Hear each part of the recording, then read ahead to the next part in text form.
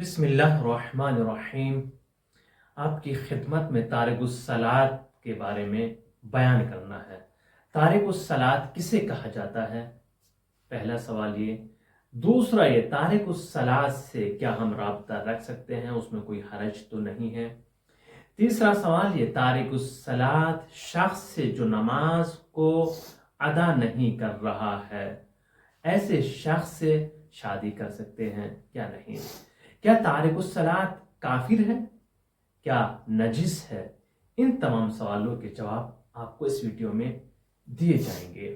اس سے پہلے آپ ہمارا چینل سبسکرائب نہیں کیا ہے تو ابھی سبسکرائب کر لیجیے گا اور اس چینل کو آگے بڑھائیے، چونکہ سوشل میڈیا کا زمانہ ہے۔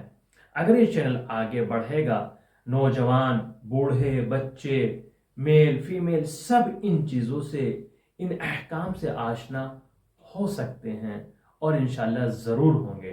اور جوائن بٹن دبا کر آپ ہمارے چینل کے ممبر بھی بن سکتے ہیں، اور اگر سپورٹ کرنا چاہیں مالی اعتبار سے بھی تو جوائن بٹن دبا کر سپورٹ کر سکتے ہیں، ڈونیشن کے لیے بھی رابطہ کر سکتے ہیں۔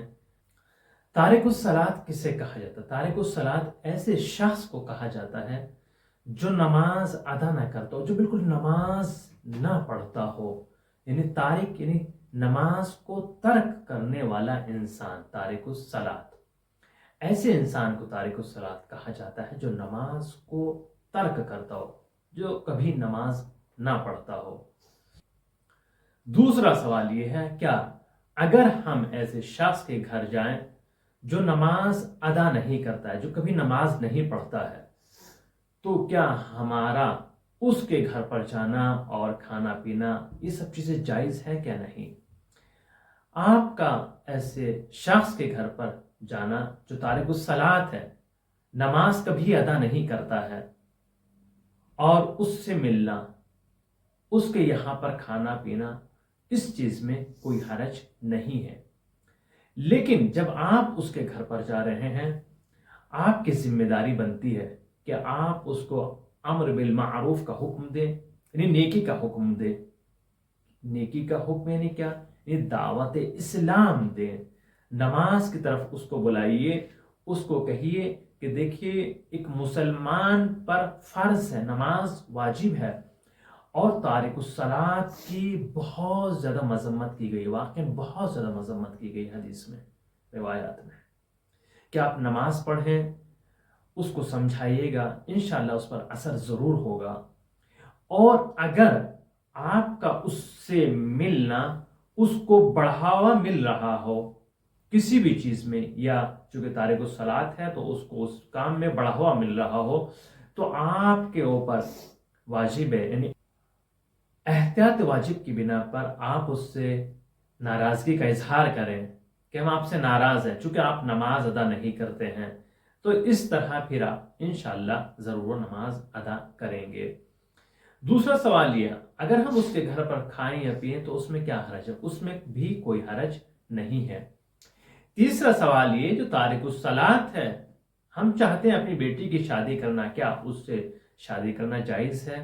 شادی کرنے میں کوئی حرج نہیں ہے، حرام نہیں ہے، لیکن جو روایات بیان کرتی ہیں وہ یہ ہے کہ شادی ایسے شخص سے کی جائے جو دیندار ہو، صوم و صلات کا پابند ہو۔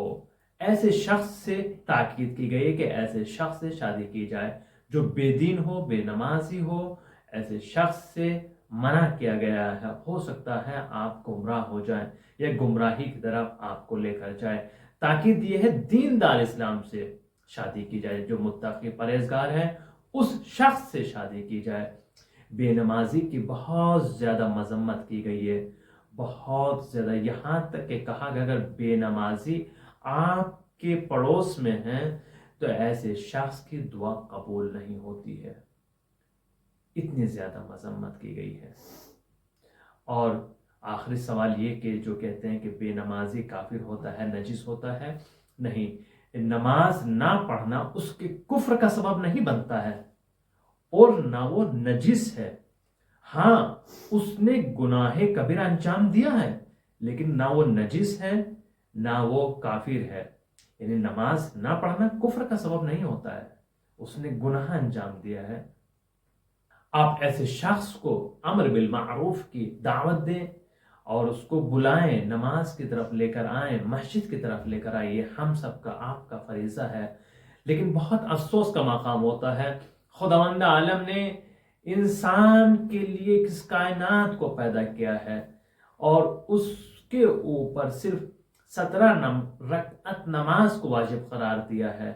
17 رکعت نماز انسان کتنی دیر میں ادا کر سکتا ہے؟ اگر ہم منیمم یا ٹائم کا حساب کریں تو 17 دنیا 34، حد سے حد وہ 34 منٹ، 30 منٹ مان لیجیے، 30 منٹ 24 گھنٹے میں خداوند عالم اسے طلب کر رہا ہے کہ آپ 24 گھنٹے میں سے 30 منٹ راہ خدا میں صرف کریں، خدا کے لیے سر جھکائیں. صرف 30 منٹ 24 گھنٹے میں، کوئی زیادہ نہیں ہے.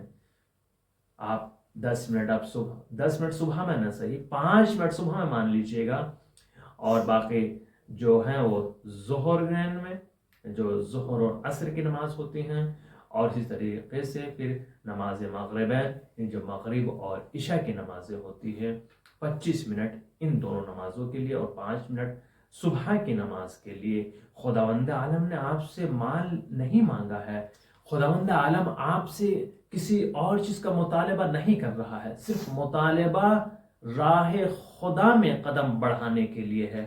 مطالبہ صرف یہ ہے کہ 30 منٹ جس نے آپ کو پیدا کیا ہے اس کے سامنے سر جھکائیے.